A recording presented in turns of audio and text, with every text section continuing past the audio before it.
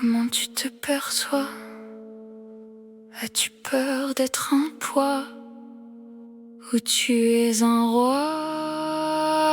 Qu'est-ce que tout ça évoque pour toi?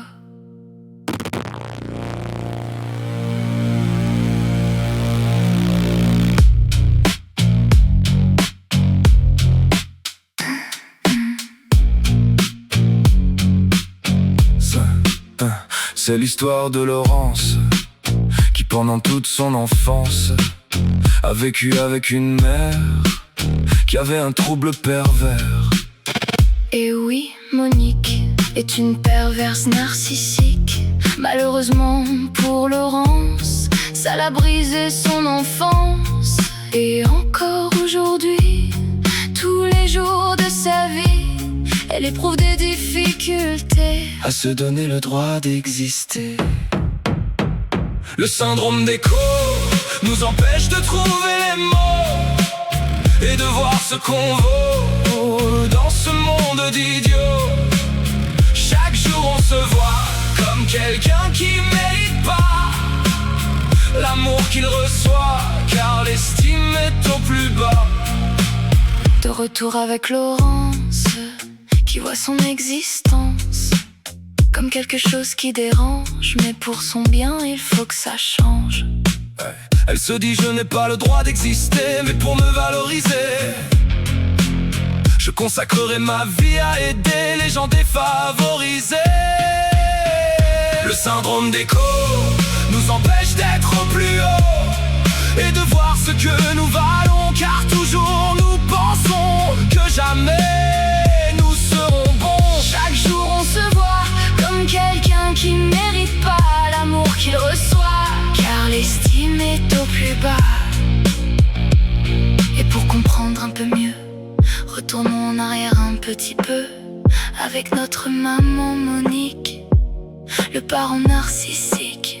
Pour elle, il manque un morceau dans une partie de son cerveau. Elle ne peut pas voir plus loin que ses propres besoins.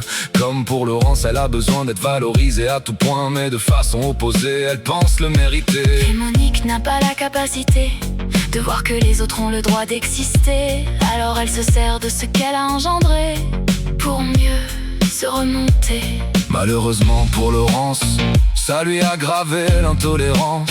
Cela lui a imprimé une carence qui laisse ses besoins en souffrance. Car au moment clé de son développement, son besoin d'exister a été mutilé atrocement, au bénéfice de son parent qui vampirisait son enfant.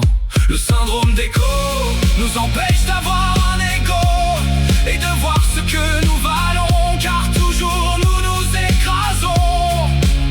Chaque jour on se voit comme quelqu'un qui mérite pas l'amour qu'il reçoit, car l'estime n'existe pas.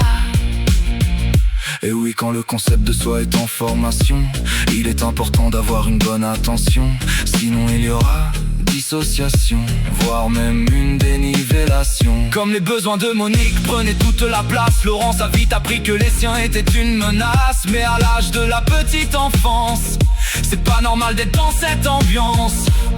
Le développement de Laurence a été déséquilibré. C'est pourquoi aujourd'hui, afin de justifier son droit d'exister, elle ne vit que pour le bien-être des autres, et comme ça cela expirera sa faute. De par son existence imposée aux autres d'endurer sa proximité. Toute sa vie, elle la vit avec un vide infini, car elle n'a pas la capacité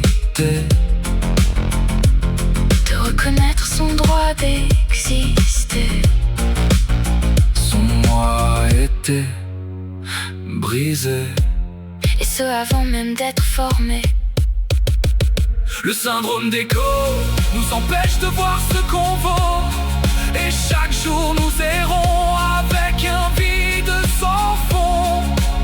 Chaque jour on se voit comme si on devrait pas être là. L'amour qu'on reçoit, on pense qu'on n'y a pas droit.